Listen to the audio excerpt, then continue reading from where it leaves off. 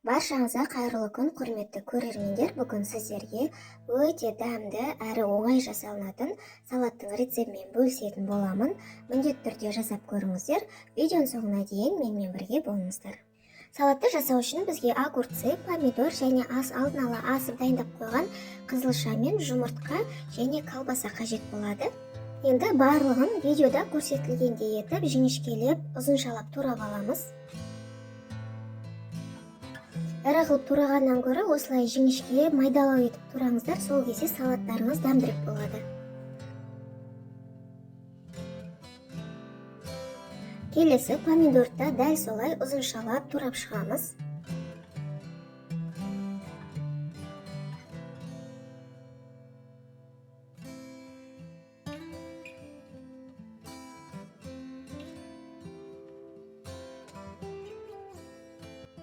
Келесі колбасаны тураймыз. Колбасадан көп қосудың қажеті жоқ. Сәл ғана қоссаңыздар жеткілікті. Колбасасы көп болса, колбасаның дәмі басым болып, салаттың дәмін бұзып жібереді. Колбасаны ұнатпайтын болсаңыздар, мүлдем қоспай қойсаңыздар да болады, немесе орнына етті асып, етті турасаңыздар да болады. Жұмыртқаны дәл солай ұзыншалап, жіңішкелеп турап шығамыз.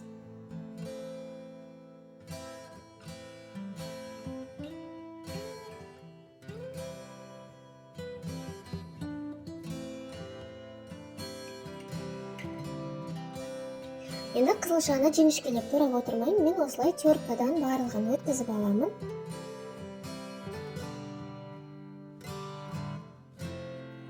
Турап алған заттарымыздың барлығын бір ыдысқа саламыз.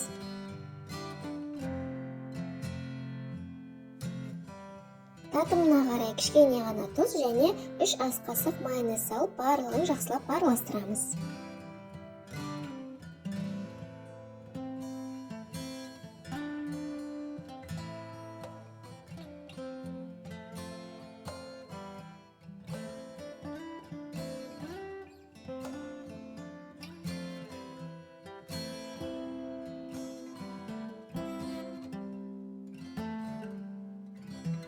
Осымен біздің салатымыз дайын, дәмі өте дәмді болып шығады.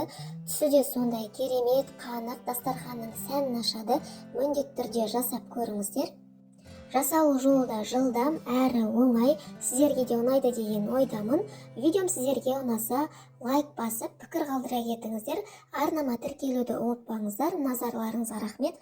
Қош сау болыңыздар.